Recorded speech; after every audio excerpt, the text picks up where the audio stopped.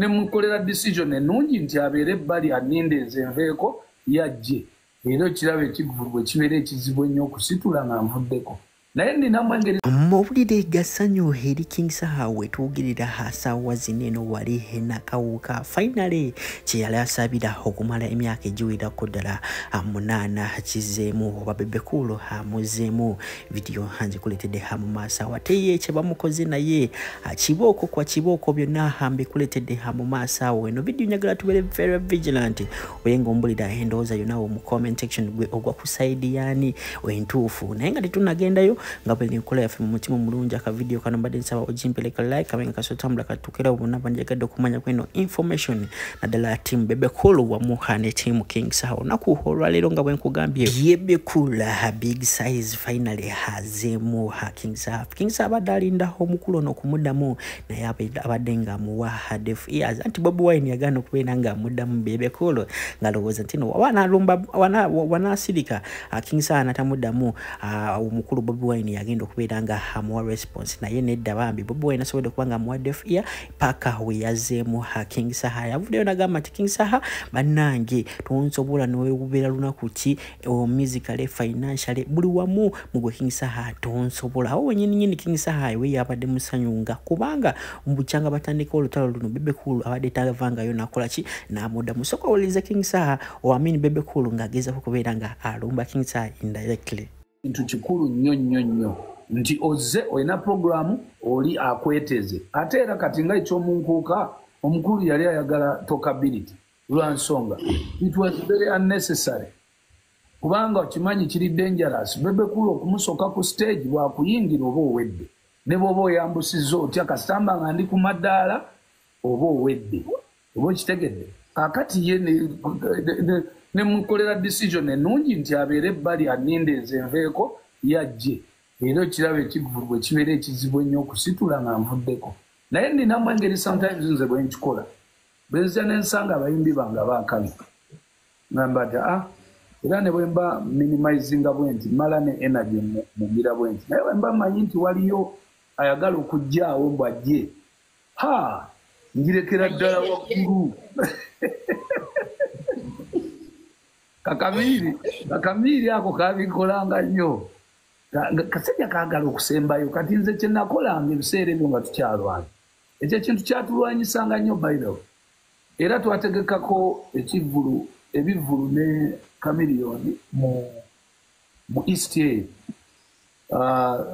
oba tubaali babiyita abalema tweke oba twali fembi nga tuli balema at that time kati ng'obuzibu tuyimba babiri ffeka kati nga bantu bayingira ssaawa 2 kati abantu bwe bajjula ku ssaawa 3 omu kufa alina okugenda ku stage kati nze Wendi Paul kati nga bwe nsookawo bw'ajja anyiga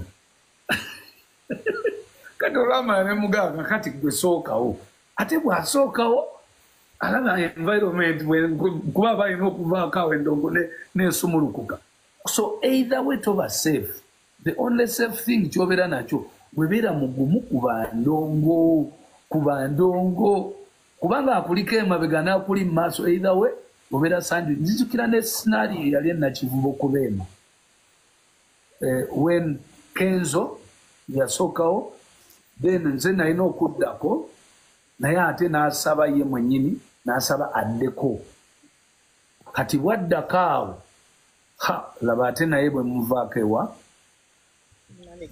aba fuluma stage akatono ne kalinnya so kati okyasobola okuba sandwiched either way naye nga nze ndowooza nti ekyo kifokasinge ku maanyi go ng'omuntu ojje emabega oyogere ne MC omubuuzi baani abaddako olabe woojja watonotono olabe omusajja asembayo na hiiti ki olyoka osaba ani asembayo ne hiiti ensamusamu oyingire Bebe Cool.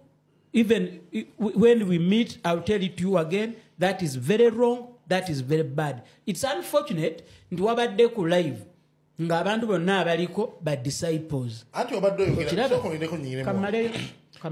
Kamfire mo nja kwerabira. Oyogedde ku bantu simanye dictator Maka, simanye bandi be yagobesa. Tuweyo kubafunidde emirimu ku media stations ngabakabika akati. Bebe mwennyini nti ono ze namulayininga nga bakabi olukunkumuli lunene teruggwayo era ebivubuka bye byagobwagwayo byali bitandise okukyankalanya music industry n'abinyiga era naawe olina bemmanyi bye wanyiganyiga mu mbeera ezizo ziri eza titi ezidda nogandi kati oyo out omukubo ali mu Amerika kaakati katongole omutongole wamunyiga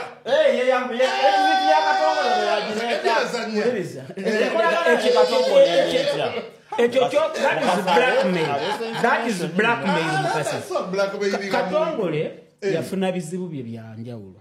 He went into politics. He tried to bite more than what he could chew, and he ended up with so many debts.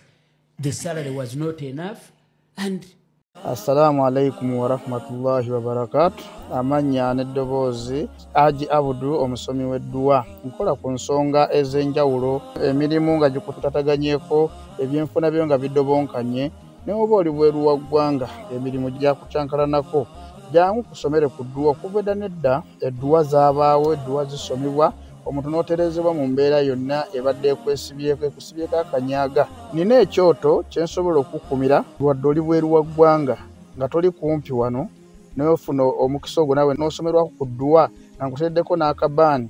Allah ajja kukusaasira, ajja kukwanukula.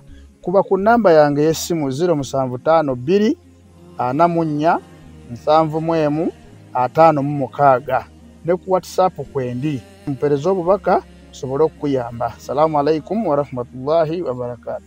Kachabali kaberanga kamitwala 3 mitwala 4. Kekayamba ki? Kachabali kabako condom. Of course kuberako condom. Nenga amazi gali gago. Ani? Aga kachabali. Nabawanga musuru atenze nali namazi nabawanga musuru. Kale wadde tunoonya views. Ne bavubuka mmwe njagala mweteeke mbigere eby'omusajja yawasa omuwala ono gwe mwogeza kasasiro. Actually muli basajja bakulu kuba mutuludde magezi na buvunaanyizibwa bye bikyababuze. Njagala okeere olowoozeemu ng'omukazi gwe wakeera n'ow'olubuto n'owasa yayogera ebyo. Alabika atya mbaganda bo, alabika atya eri abaana b'enkya, alabika atya eri nazaala we, alabika atya eri mikwano gyo. Omuwala ono buli muntu yenna mu nsi alina past. N'abakazi be mwakeera ne muwase wammwe kubanga mmwe n'abakazi mubayina toyinza kumuleeta kumwogeza byali mbuliri naba exibo naba exibe. Lwaki mukikola omusajja? Kuba kambabuliro n'omuwala yaliyo ng'ensi emukuba omusajja n'amuwasa n'amuteeka eka. Omusajja kyayitamu buli lunaku omuwala mumuwaayo obusente ne mumwogeza eby'ekisiru ebitamwongera kitiibwa mu famire gye yagendamu. Ffenna abakazi be tuwasizza balina history n'abasajja abalala era beegadanga. Naawe gw'oyina eka si gwe yamuggyako embeerera. Ne lwaki tomututeerako gwe Kisalomu n'omututeerako wano noga maama w'abaana omwana bamuyitaani maama Jaden oba muyita Jaden obaani maama Jaden tubuulire kwekisiwo bwe yakkalakatanga ensi enyumirwe. Kwe kati nga bw'olaba kiswaza eri nazaala we, nga bw'olaba kijja okuswaza mu baganda bo, nga bw'onaalaba kijja okuggyako ekitiibwa n'omusajja eyakeera n'awasa Brenda Miles bwe guli. Lwaki mulwana nnyo okutta abantu ddala okubongerako?